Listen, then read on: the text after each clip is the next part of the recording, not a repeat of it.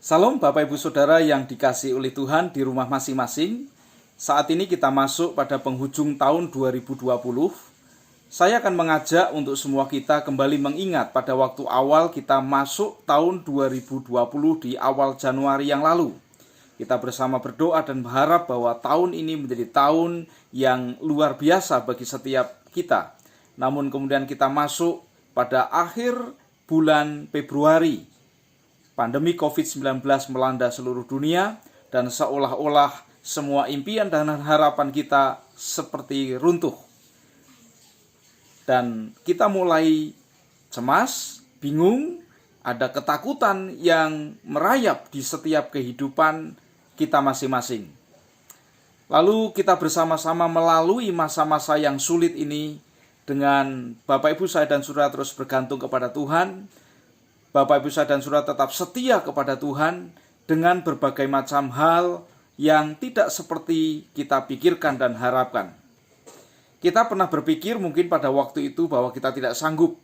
Kita tidak memiliki kekuatan untuk melalui masa-masa sulit ini.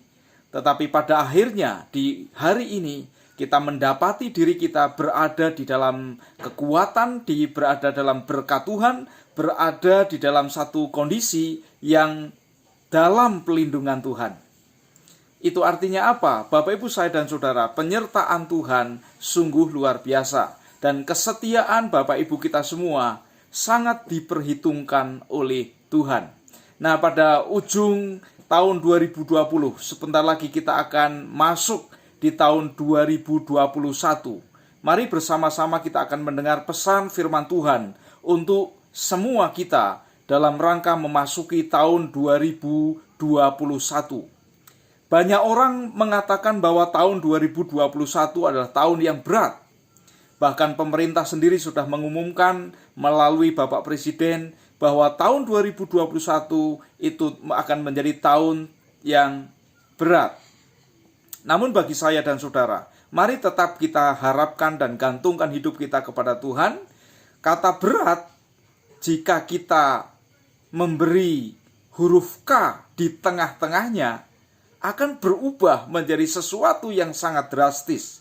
Ketika kata berat diberi huruf K di tengah-tengahnya, maka akan menjadi kata berkat.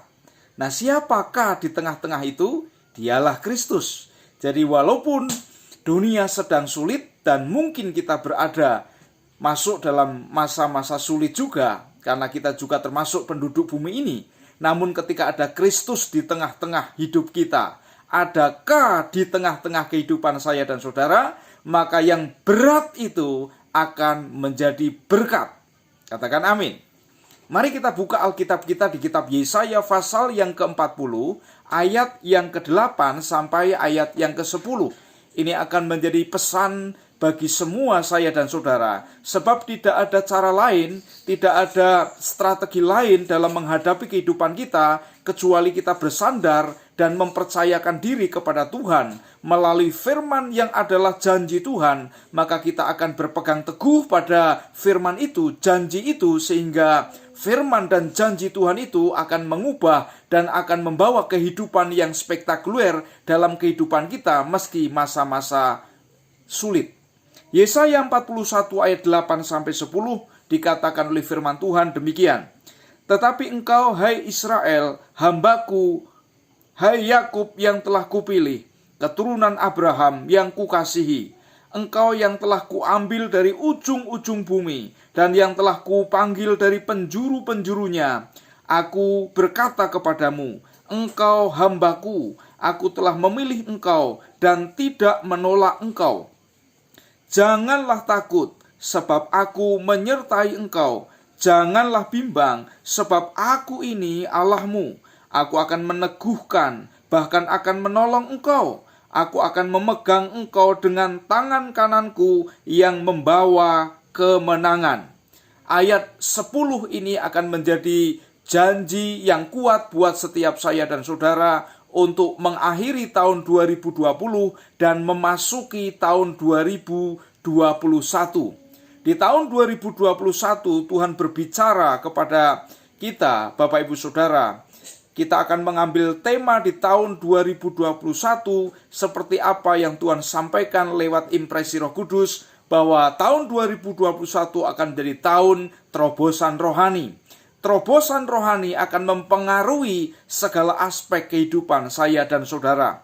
Maka saya mengajak untuk semua kita untuk mari nikmati janji Tuhan ini. Maka pesan Tuhan buat setiap saya dan saudara, untuk supaya dan saudara berkemenangan di masa-masa sulit dan masa-masa yang berat, gantungkan hidup kita kepada janji Tuhan yang mengatakan yang pertama adalah jangan takut. Apa alasannya Tuhan berkata kepada kita supaya kita tidak takut? Karena Dia berkata, sebab aku menyertai engkau.